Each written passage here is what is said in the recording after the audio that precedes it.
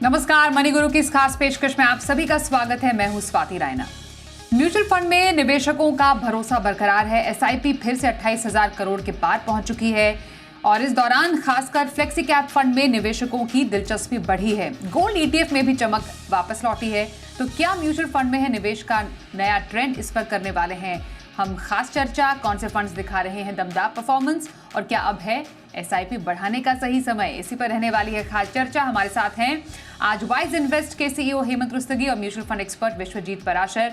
हेमंत जी और विश्वजीत जी, बहुत स्वागत करते हैं आपका हम आज के इस शो में।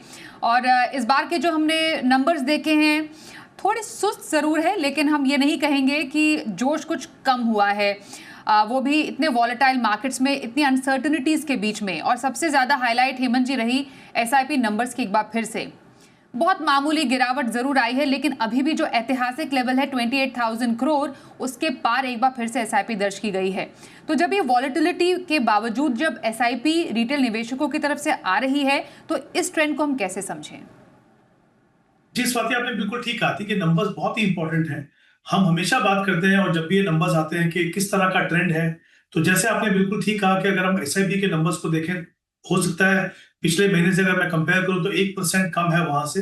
बट अगर मैं जून में जाता हूं या जुलाई मई में जाता हूं, तो आप अभी भी देखिए, आप मई के कंपेरिजन में यहाँ पे जून के कंपेरिजन में इनफैक्ट 1,000 करोड़ ज्यादा है एसआईपी।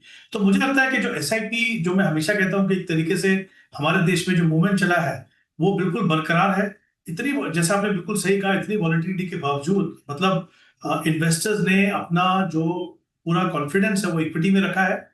और इक्विटी, उससे ज्यादा इंपॉर्टेंट ये है कि वो जो डिसिप्लिन तरीके से जो इन्वेस्ट करते आ रहे हैं उसको उन्होंने बरकरार रखा। तो मुझे लगता है ये बहुत ही इंकरेजिंग है। ये बात सही है कि ओवरऑल अगर हम देखें कि इक्विटी में हमको लग रहा है कि थोड़े इनफ्लो जो है वो ओवरऑल पिछले महीने से कम है, बट आई थिंक उसमें भी कोई ज्यादा बिल्कुल घबराने वाली बात नहीं है। ट्रेंड वहां भी बरकरार है, क्योंकि अगर आप मेन कारण देखें तो ये था कि जो सेक्टर और थीमेटिक फंड थे पिछले महीने में, अगस्त के महीने में, वहां पे 7 या 8 एनएफओस थे। तो कुछ जब भी प्रोमिनेंट म्यूचुअल फंड के एनएफओ आते हैं तो वहां पे पैसा ज्यादा होता है। तो आप देखिए, जो कमी थी 9,000 करोड़ की इक्विटी इनफ्लोज में, उसमें से 5,500 करोड़ तो सेक्टर थीमेटिक फंड का ही है। तो बिल्कुल आई थिंक मैं टोटली एग्री करता हूँ और ये नंबर्स मेरे हिसाब से बहुत ही एनकरेजिंग है। और जैसे जैसे हम यहाँ से जाएंगे, जैसे अभी पिछले कुछ दिनों में हमने देखा कि थोड़ी उम्मीद बढ़ रही है कि यूएस के साथ जो टैरिफ का इशू जो है रिजॉल्व होने की पूरी उम्मीद लग रही है अगले कुछ महीनों में। जैसे जैसे स्टेबिलिटी आएगी, जीएसटी कट हुआ है, उसका जो लोग देख रहे हैं कि उसका इम्पैक्ट क्या है, और जैसे जैसे पॉजिटिविटी आती जाएगी, मेरे हिसाब से आई थिंक इस महीने के जो नंबर्स देखेंगे हम अगले महीने की शुरुआत में, तो वो नंबर्स काफी बेहतर दिखेंगे हमें। तो बिल्कुल ट्रेंड बरकरार है। सबसे एनकरेजिंग बात यह है कि निवेशकों का जो भरोसा है म्यूचुअल फंड में, इक्विटी में और डिसिप्लिन अप्रोच में, वो पूरी तरह से बना हुआ। बिल्कुल, तो भरोसा बरकरार है और जो थोड़ा बहुत हम कह सकते हैं कि जो गति है उसमें थोड़ा बहुत अगर धीमी गति हुई है ये, तो कुछ फैक्टर्स ज़रूर रहे हैं। पर जैसा हेमंत जी ने बहुत ही करेक्टली पॉइंट आउट किया, जीएसटी के जो बेनिफिट्स पास ऑन होंगे, उसके बाद फेस्टिव सीजन के पहले भी जो दिवाली के आसपास या फेस्टिव सीजन के आसपास लोग निवेश करना पसंद करते हैं, तो ये कुछ बड़े फैक्टर्स हो सकते हैं जो एसआईपी ग्रोथ को आगे ड्राइव डेफिनेटली करेंगे। पर इसमें एक इंपॉर्टेंट फैक्टर ये भी देखने लायक है विश्वजीत जी, बीच में काफ़ी ज़्यादा कंसर्न हो गया था कि लोग एसआईपी शुरू तो कर रहे हैं लेकिन डिसकंटिन्यू बहुत जल्दी कर रहे हैं। लेकिन पिछले 2-3 महीनों में हमें ये ट्रेंड भी काफ़ी स्टेबल होता हुआ नज़र आया है। अराउंड 41 लाख जो एसआईपीज़ है वो या फिर मैच्योर या फिर डिसकंटिन्यू हुई हैं। तो क्या समझें कि जो कंटिन्यूएशन जो दर है एसआईपीज़ की, वो एज कम्पेयर टू डिसकंटिन्यूएशन दर काफ़ी ज़्यादा आगे तेज़ी से बढ़ रही है? बिल्कुल स्वाति जी, अगर हम देखें तो इन्वेस्टर्स ने एक बहुत मेच्योरिटी दिखा रहे हैं, क्योंकि अगर हम देखें पूरा ट्रेंड, अगर हम डाटा को भी देखते हैं तो अगर पिछले महीने से ना कंपेयर करें, क्योंकि वो एक रोबस्ट मंथ था जिसमें बहुत सारे एनएफओस थे, 30,000 करोड़ रुपया उसमें आया था। अदरवाइज अगर रन रेट देखें पिछले 4-5 महीने की, तो ये रन रेट से बेटर परफॉर्मेंस है इस मंथ में, तो इक्विटी में जो इनफ्लो हुआ है। और शिप को भी अगर देखते हैं, जो बहुत इंपॉर्टेंट स्ट्रैटेजी है ऐसे वोलेटाइल टाइम्स में मार्केट में एंटर करने के लिए, तो निवेशकों को बहुत अच्छे से समझ में आ गया कि अगर वॉलेटिलिटी से बचना है तो टाइमिंग नहीं करनी है, और SIP is the best strategy, evergreen strategy है। डिसकंटिन्यूएशन भी कम हुआ है। तो हम जैसे बोलते हैं कि आपको सिर्फ जब ही रोकनी है जब आपका कोई गोल नजदीक है, अदरवाइज सिर्फ कंटिन्यू रखनी, चाहे कोई भी मार्केट सिनारियो हो। तो वो मेरे ख्याल में इन्वेस्टर्स को बहुत अच्छे से ये बात अब समझ में आ गई है, और मुझे ऐसा लगता है कि आगे चल के ये ट्रेंड बढ़ने वाला है, क्योंकि लास्ट मंथ थोड़ा सा जियो पोलिटिकल इश्यूज थे, थोड़ा उसकी वजह से लोगों को थोड़ा सा कंसर्न था। बट जैसे ये जीएसटी की न्यूज है, और मुझे लगता है अगले 4-5 महीने पॉजिटिव कंजम्पशन ट्रेंड्स दिखाई देगा इकोनॉमी में, तो ब्रॉडली मुझे लगता है एसआईपी के नंबर यहाँ से बढ़ते हुए नजर आ रहे हैं, क्योंकि ये एक बहुत अच्छा तरीका है जिससे मार्केट अवेयरनेस का पता लगता है कि कितने नए निवेशक हमारे जुड़ रहे हैं। और जो डिसकंटिन्यूएशन वाला जो आपने फैक्टर था, बिल्कुल पहले बहुत परेशान करता था, लेकिन अब जिस तरीके से नॉलेज और अवेयरनेस बढ़ रही है, मेच्योरिटी पूरे इकोसिस्टम में, चाहे वो डिस्ट्रीब्यूटर है, एडवाइजर है, या क्लाइंट्स हैं, कस्टमर्स हैं, मुझे लगता है काफी अच्छा लेवल बढ़ रहा है। उसकी वजह से ट्रेंड आगे बहुत अच्छा इमर्ज होने वाला है। मुझे ऐसा लगता है, मैं बहुत पॉजिटिव हूँ। और ब्रॉडली भी देखें, जो कैटेगरीज है जो कैटेगरीज जो ग्रो हुई है इस महीने, तो लार्ज कैप में ग्रोथ है, फ्लेक्सी कैप में ग्रोथ है, हाइब्रिड फंड्स में ग्रोथ है। तो ये भी एक बहुत अच्छा ट्रेंड दिखाता है कि थीमेटिक फंड्स में नहीं भी ग्रोथ हुई है तो कोई, मुझे लगता है बहुत अच्छी बात है। और ये जो जो करंट फंड्स है, जो स्कीम्स है, जो कैटेगरीज है जो ग्रो कर रही है, वो बिल्कुल मार्केट ट्रेंड के हिसाब से ग्रो कर रही है, और बहुत अच्छा डायरेक्शन मिल रहा है यहाँ पे। क्योंकि जो हाइब्रिड कैटेगरी है, ऐसे मार्केट वॉलेटाइल मार्केट में बहुत अच्छा स्ट्रैटेजी है, एसेट एलोकेशन स्ट्रैटेजी है। तो मेरे ख्याल में बहुत अच्छा फ्लो है, और सिप का जो डिसकंटिन्यूएशन है ये भी धीरे धीरे कम होगा, और आगे चल के न्यू एसआईपी इन्वेस्टर्स और बढ़ते नजर आ रहे हैं। बिल्कुल। और एक पॉइंट काफ़ी राइटली मेंशन किया विश्वजीत जी, वो सेक्टोरल थीमेटिक फंड्स, ये हम चर्चा में बार बार ला रहे हैं, क्योंकि हमेशा जब विद इन इक्विटी हम पैसे आते हुए देखते हैं तो सबसे ज़्यादा रूल जो करते हैं वो ऐसे फंड्स ही करते हैं। पिछले कुछ टाइम से, स्पेशली अगस्त के महीने में, हेमंत जी, पैसे सेक्टोरल थीमेटिक में काफ़ी कमाए हैं। अराउंड 3900 करोड़ हमने थीमेटिक और सेक्टोरल फंड में आते देखे हैं, जो कि जुलाई के मुकाबले काफ़ी ज़्यादा कम है। जुलाई में अराउंड 9400 करोड़ आए थे। एक तो इसका सबसे बड़ा रोल है कि जो नए जो एनएफओज हैं बेसिकली, उसमें जो नए थीम्स और सेक्टर्स वो उतने नहीं आए। पर एक वॉलेटिलिटी सर एक बहुत बड़ा फैक्टर रहा है, या जो एएमसीज हैं वो अभी सेक्टोरल या थीमेटिक बेट से वो भी नहीं ला रही, और थोड़े इन्वेस्टर्स भी परहेज कर रहे हैं अभी। आई थिंक स्वाति, बिल्कुल आपने जैसे सही कहा, और पहले भी हमने इससे बात की इसके बारे में, कि स्पेशली अगर हम सेक्टर थीमेटिक की बात करें तो पिछले महीने में जो ज्यादा पैसा जो आया था, वो तकरीबन ज्यादातर पैसा जो है वो एनएफओ से आया था। और नंबर ऑफ एनएफओ भी अगर आप देखें कि अगस्त के महीने में सिर्फ 2 थे सेक्टर थीमेटिक में, और वहां पे पहले 7 एनएफओ थे। और जैसा मैंने पहले भी कहा कि जब कभी बड़े प्रोमिनेंट फंड्स के, म्यूचुअल फंड्स के जब ऐसे फंड आते हैं थीमेटिक सेक्टर, तो वहां पे पैसा थोड़ी अट्रैक्शन ज्यादा होती है, वहां पे पैसा थोड़ा ज्यादा आता है। और जो हमने डिफरेंस देखा 5,500 करोड़ का, वो मेनली उसकी वजह से है। अदरवाइज आप देखिए कि क्या किया निवेशकों ने, कि चलिए यहाँ तो कम है, मेनली बिकॉज ऑफ के एनएफओस में जो कम थे वहां पे। बाकी इवन मिड कैप में अगर आप देखें, मिड कैप में अगस्त के महीने में जुलाई से ज्यादा पैसा आया है। ठीक है, कुछ पैसा जो है वो गोल्ड में मूव हुआ। इनफैक्ट गोल्ड का जो गोल्ड ईटीएफ का जो सब्सक्रिप्शन है वो करीब करीब 74% बढ़ा है। तो देखिए, ओवरऑल जैसे हम बात कर रहे थे कि करीब अगर 9,000 करोड़ का फर्क है इक्विटी एलोकेशन में ओवरऑल, तो ये कहीं ना कहीं वो सेक्टर थीमेटिक फंड की वजह से है, या एनएफओ थोड़े कम है कंपैरेटिवली, कुछ पैसा गोल्ड में मूव हुआ है। तो आई थिंक ब्रॉडली हमारे लिए इंपॉर्टेंट ये देखना है कि इक्विटी में इन्वेस्टर्स का कितना फेथ बना हुआ है। वो बिल्कुल बना हुआ है, और ये तो हमने काफी समय से देखा है कि, और हमने बात भी की इसके बार बार, कभी कभी थोड़ी चिंता भी होती है कि इतना ज्यादा एलोकेशन जो लोग सेक्टर फंड या थीमेटिक में कर रहे हैं वो सही है कि नहीं। बट फैक्ट ये है कि वो मेजर अट्रैक्शन बना हुआ है इन्वेस्टर्स के लिए, और सिर्फ एनएफओ की वजह से इस बार हम कह सकते हैं कम होगा। बट अदरवाइज मुझे लगता है कि काफी अच्छा ब्रॉड बेस्ड, आप देखिए जो जो जो सब्सक्रिप्शन आया है म्यूचुअल फंड के अंदर, वो बना हुआ, वो एक बहुत ही एनकरेजिंग चीज है। लार्ज कैप में आप देखिए पॉजिटिव है इनफ्लोज, फ्लेक्सी कैप में है, मिड कैप में है, स्मॉल कैप में कम है, बहुत ज्यादा कम नहीं कंपैरेटिवली। तो आई थिंक इन्वेस्टर्स बहुत क्लियर है कि वो अपने पैसे से क्या करना चाहते हैं, सिस्टमेटिकली इन्वेस्ट करना चाहते हैं। और मुझे लगता है, जैसे मैंने पहले भी कहा, कि जैसे जैसे हम सुधार देखेंगे, और जो मेजर कंसर्न है हमारा इस समय पे, क्योंकि इतने सुधारों के बावजूद आप देखिए मार्केट कभी कभी लगता है थोड़ी सबड्यूड है, बिकॉज कहीं ना कहीं थोड़ी क्लैरिटी चाहिए कि जो टैरिफ है यूएस का क्या होगा। और जैसे मैंने कहा कि पिछले कुछ दिनों में उम्मीद बन रही है कि शायद अगले कुछ महीनों में वो होगा। तो और जैसा आपने बिल्कुल सही कहा कि फेस्टिव बाइंग होगी, हमें मार्केट में डेफिनेटली एक दूसरा ट्रेंड मिलेगा और शायद वो हमें अगले महीने के जो हमारे नंबर्स आएंगे उसके अंदर दिखेगा। बिल्कुल। तो आने वाले टाइम के लिए और ज़्यादा पॉजिटिविटी डेफिनेटली हम जो नंबर्स हैं म्यूचुअल फंड के नंबर्स हैं उसमें ज़रूर देख सकते हैं।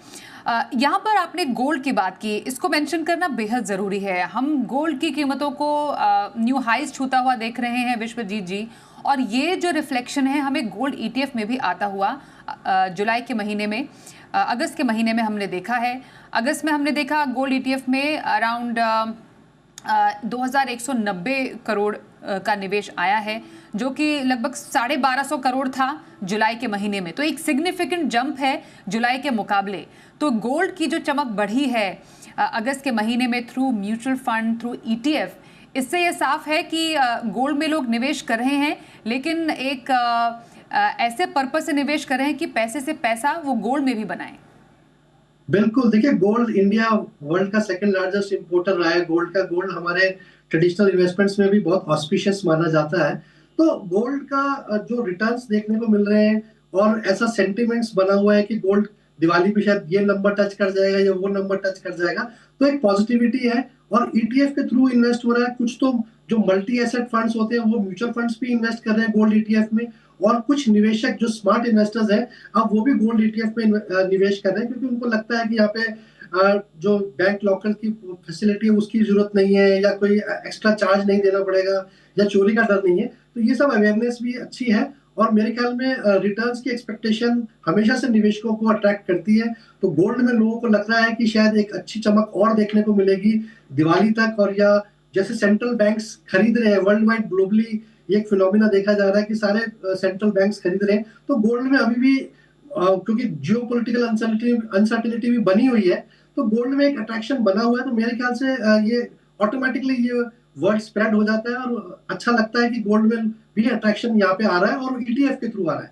तो मेरे ख्याल में ये भी एक पॉजिटिव ट्रेंड है। और दूसरा स्वाति, सिल्वर में भी एक अट्रैक्शन है, और सिल्वर में भी काफी पैसा आ रहा है, क्योंकि सिल्वर का इंडस्ट्रियल यूसेज भी है, और ऐसा लगता है कि जो गोल्ड और सिल्वर का रेशियो होना चाहिए वो भी कम है, तो सिल्वर में भी ग्रोथ देखने को मिल सकती है। तो यहाँ पे भी काफी अट्रैक्शन है, और सिल्वर में भी काफी सिल्वर ETFs में भी काफी अट्रैक्शन देखने को मिला है लास्ट मंथ के ट्रेंड में। मुझे ऐसा लगता है ये ट्रेंड अभी थोड़ा कंटिन्यू रहने वाला है। बिल्कुल। और एज यूजुअल हमेशा की तरह इक्विटी फंड में, जैसा आपने राइटली पॉइंट आउट किया था हेमंत जी, फ्लेक्सी कैप फंड ये एक ऐसी कैटेगरी है जो कि एकदम कंसिस्टेंट परफॉर्मर रही है और इधर उधर कभी नहीं होती है। हमने लगभग 7650 करोड़ का जो पैसा आते हुए जुलाई में भी देखा, और उससे थोड़ा सा 10-20 करोड़ रुपए ज़्यादा अगस्त के महीने में भी आए हैं, अराउंड 76-80 करोड़ रुपए फ्लेक्सी कैप में। मतलब ये एक ऐसी कैटेगरी बनकर उभरी है जिसमें इन्वेस्टर्स को ये समझ में आ गया है कि उनके पास फ्लेक्सिबिलिटी है वो लार्ज मिड और स्मॉल कैप में डालने की, एज कंपेयर टू एक प्लेन वनीला लार्ज मिड और स्मॉल कैप फंड। जी बिल्कुल, आई थिंक ये बहुत इंपॉर्टेंट है। देखिए, हमने काफी बार ये भी बात की है कि शायद इन्वेस्टर्स का रुझान जो है वो मिड कैप स्मॉल कैप पे ज्यादा है, और शायद वो लार्ज कैप में कम लगा रहे हैं। मेरे हिसाब से लार्ज कैप का अट्रैक्शन थोड़ा बहुत कम हो सकता है, बट कभी भी उतना कम नहीं हुआ कि वो एक ट्रेंड की बात करें हम उसमें। सिर्फ फर्क ये हुआ है स्वाति अभी के लार्ज कैप में पार्टिसिपेट करने का तरीका निवेशकों ने बदल लिया है। पहले वो प्योर लार्ज कैप फंड में इन्वेस्ट किया करते थे। ऑब्वियसली उन्होंने देखा कि क्योंकि जितने भी ज्यादातर जो फंड है आप देखेंगे लार्ज कैप में, उनमें दो चीजें इंपॉर्टेंट होती है। एक तो ये कि निफ्टी 50 में कितना एलोकेशन है और नेक्स्ट 50 में कितना एलोकेशन है, और ज्यादातर जो पोर्टफोलियो आपको मिलेंगे वो बिल्कुल एक तरीके से हम कह सकते हैं कि मैं ये तो नहीं कहूंगा कि बिल्कुल इंडेक्स फंड जैसे है, बट काफी जो क्लोजली हग करते हैं उसके पोर्टफोलियो को। तो इसके लिए मार्केट को बीट करना बहुत मुश्किल होता है। तो इसीलिए इन्वेस्टर्स ने पिछले कुछ सालों से हमने देखा है फ्लेक्सी कैप में पैसा डालना शुरू किया। उसमें भी दो तरह के फ्लेक्सी कैप फंड है। जो पहले के फंड है उनका ज्यादा जो एलोकेशन है वो लार्ज कैप में है। जो नए कुछ फंड्स आए पिछले कुछ सालों में वो उनका allocation mid cap small cap में उन फंड से थोड़ा ज्यादा है, या फिर वो लार्ज और मिड कैप कैटेगरी एक बहुत ही इंपॉर्टेंट कैटेगरी बन के आई है तो उसके थ्रू लार्ज कैप में इन्वेस्ट कर रहे हैं। मल्टी कैप में जब इन्वेस्टर निवेश करते हैं तो वहां भी आप देखिए कम से कम 35 कभी कभी 40% भी लार्ज कैप में आपको देखने को मिलता है। तो ऐसा नहीं है कि उनका रुझान लार्ज कैप से कम हुआ है, सिर्फ फर्क इतना है कि वो अभी उनमें पार्टिसिपेट करने का तरीका डिफरेंट है। वो आई थिंक उनके लिए काम भी करता है स्वाति, इसलिए क्योंकि एज एन इन्वेस्टर आपके लिए रीबैलेंस करना portfolio large cap, mid cap, small में बहुत मुश्किल होता है। एक तो टाइमिंग कब करें, टैक्सेशन का इशू, तो बहुत सारे इश्यूज होते हैं। तो आई थिंक जब आप ऐसी कैटेगरीज में जाते हैं तो आपको पता है कि फंड मैनेजर का मैंडेट है और उसके हिसाब से वो अपने पोर्टफोलियो को रीबैलेंस करते रहेंगे। तो मुझे लगता है ये काफी मेच्योरिटी हमको इन्वेस्टर्स के इन्वेस्टमेंट स्ट्रेटेजी में देखने को मिल रही है। और मुझे लगता है ये लॉन्ग टर्म में ये काफी मदद करेगा निवेशकों को कि तीनों सेगमेंट में आप कैसे पार्टिसिपेट करें। तो बिल्कुल फ्लेक्सी कैप कैटेगरी बहुत ही इंपॉर्टेंट कैटेगरी है और मुझे लगता है आगे जाके भी वो काफी इंपॉर्टेंट कैटेगरी रहेगी इन्वेस्टर्स के लिए। बिल्कुल। उसके अलावा मिड कैप में देखिए वो वहाँ पर भी पैसा बढ़ा है जुलाई के मुकाबले। स्मॉल कैप में निवेश कुछ कम हुआ है, जिसने ऑलमोस्ट सेकंड पोजीशन ली थी जुलाई में। लार्ज एंड मिड कैप में थोड़ा पैसा कमाया है, मल्टी कैप में थोड़ा सा कम हुआ है, लेकिन लार्ज कैप में इस बार थोड़ा सा निवेश बढ़कर आया है। तो ये ट्रेंड समझ में आता है कि आखिरकार निवेशकों का रुझान किस तरफ है। डेट की तरफ आते हैं विश्वजीत जी। यहाँ पर हमने ज़बरदस्त पैसा निकलता हुआ देखा। एक्सपर्ट्स ये मान रहे हैं कि जो टैरिफ को लेकर अनसर्टनिटीज़ है उसके कारण जो डेट आउटफ्लो है वो सिग्निफिकेंट रहा है अगस्त के महीने में। अब देखिए ना, 1 लाख करोड़ रुपए तो जुलाई में आए थे, उसके मुकाबले लगभग 79-80 करोड़ का आउटफ्लो हुआ है डेट म्यूचुअल फंड से इन अगस्त। कैसे समझे डेट के इन आंकड़ों को? जी बिल्कुल स्वाति जी, अगर देखें डेट में जो इंटरेस्ट रेट गिरने का सिनेरियो था जिसकी वजह से गिल्ड फंड्स में हम एक अट्रैक्शन देख रहे थे कि लॉन्ग ड्यूरेशन फंड्स में अच्छे रिटर्न्स बन सकते हैं, तो वो अब थोड़ा सा कम होता नजर आ रहा है। लोगों को लग रहा है कि ऐसा कोई लॉन्ग ड्यूरेशन में बहुत ज्यादा रिटर्न्स बनते नजर नहीं आ रहे हैं, क्योंकि इंटरेस्ट रेट भी काफी गिर चुकी है और बहुत ज्यादा गिरावट की अभी यहाँ पे उम्मीद नजर नहीं आ रही है। मैक्सिमम 25 बेसिस पॉइंट्स और गिरेंगे। तो वहां पे जो मैसेज है वो यही है कि बहुत ज्यादा रिटर्न्स नहीं बन रहे हैं और जो टैक्स एडवांटेज है वो भी नहीं है जो पहले कभी हुआ करता था, जिसमें लोग निवेशक इन्वेस्ट किया करते थे। तो मुझे लगता है वो वाला पैसा कहीं हद तक दूसरी कैटेगरीज में जा रहा है, इक्विटी सेविंग फंड्स में या हाइब्रिड कैटेगरी में जा रहा है। तो वो थोड़ा सा पैसा इधर से निकल के शायद और कैटेगरीज में जा रहा है जहाँ पे अच्छे रिटर्न्स देखने को मिल सकते हैं। तो वो ये थोड़ा मार्केट डायनेमिक्स की वजह से मुझे ऐसा लगता है कि थोड़ी गिरावट है। और कुछ कॉर्पोरेट्स ने जो पिछले महीने पैसा डाला था वो पैसा निकाला है, कभी कभी टैक्सेशन की वजह से और खर्चों की वजह से ऐसा चेंजेस होते रहते हैं। तो ये थोड़ा सा वो मूवमेंट है, अदरवाइज कोई बहुत बड़ा ड्रास्टिक यहाँ पे चेंज नहीं है। तो ये हमने डेट फंड में निवेश को लेकर पूरा ट्रेंड समझा। एक छोटा ब्रेक अब लेते हैं और ब्रेक के बाद जब वापस लौटेंगे तो करेंगे आज कुछ दर्शकों से भी बातचीत। बने रहिए हमारे साथ।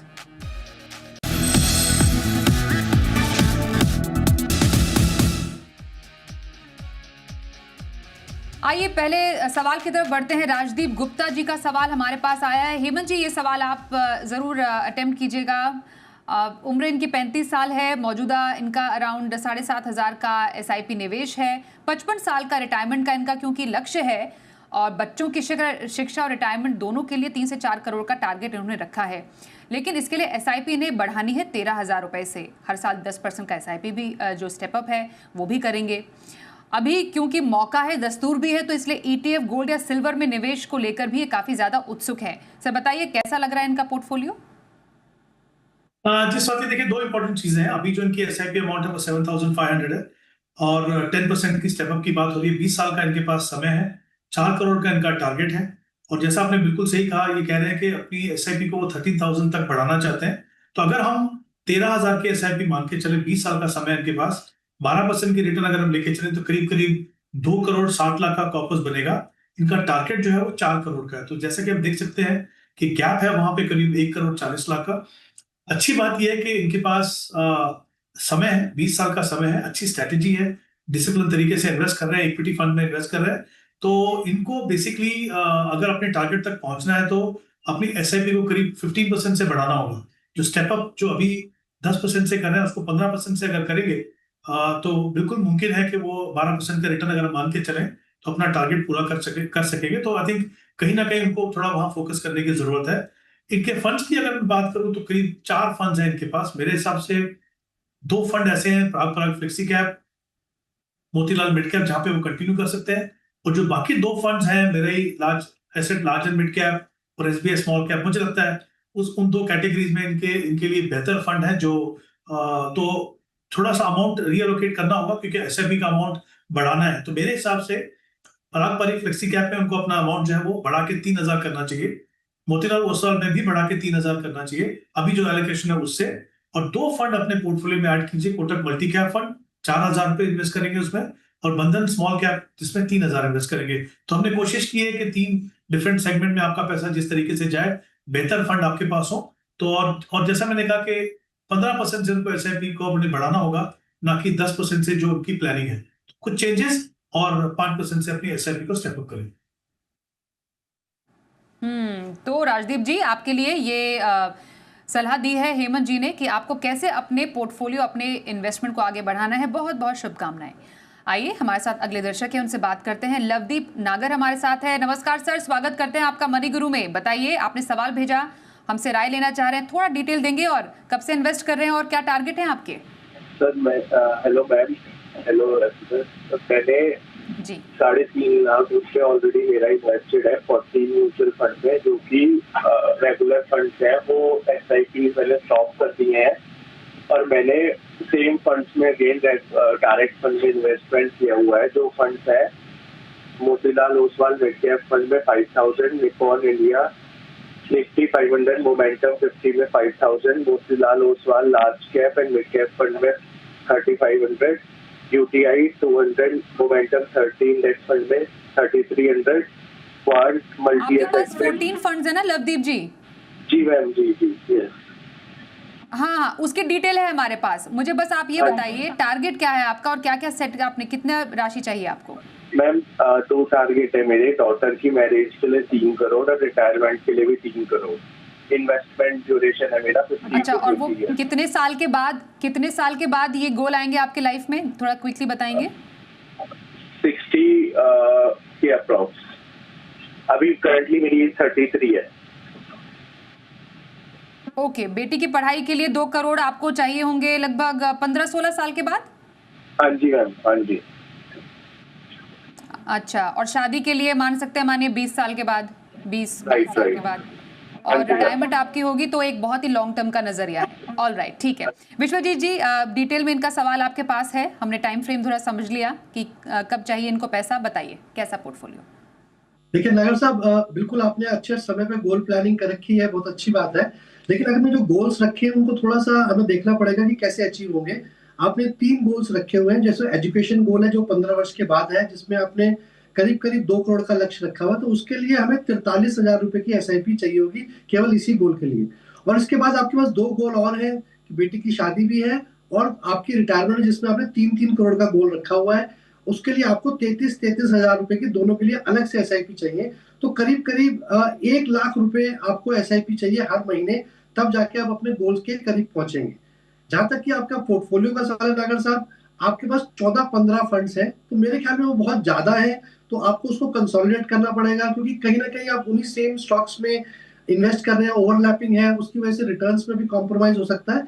तो मैं आपको सलाह दूंगा कि आप करीब 7-8 फंड हैं जिसको आप कंटिन्यू रखिए, जिसमें ICICI prudential large cap fund, जिसको मैंने अपने नया फंड सजेस्ट किया है आपके लिए, क्योंकि लार्ज कैप फंड नहीं है, और मोतीलाल ओसवाल का मिड कैप फंड, बंधन का small cap fund, Parag Parikh flexi cap fund, SBI contra fund, Nippon का मल्टी कैप फंड, एचडीएफसी का गोल्ड ईटीएफ भी आपने लिया हुआ है, उसको भी कंटिन्यू रखना है, और मोतीलाल ओसवाल का large and mid cap fund. तो ये 7-8 फंड आप कंटिन्यू रखें, बाकी सब पे अपनी एसआईपी स्टॉप कर दें, क्योंकि इतने सारे फंड्स को मैनेज करना और ट्रैक करना बहुत मुश्किल है।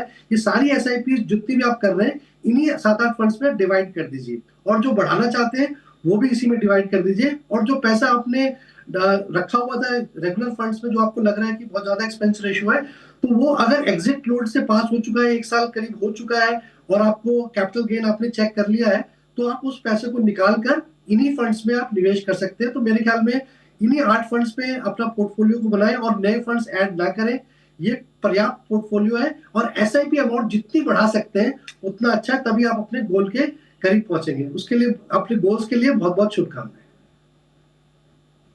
ओके, तो लवदीप जी, आपको मिल गई सलाह आपके पोर्टफोलियो पर, और हम धन्यवाद करेंगे हमारे दोनों एक्सपर्ट्स का, विश्वजीत जी और हेमंत जी, हमारे साथ आज के शो में शामिल होने के लिए।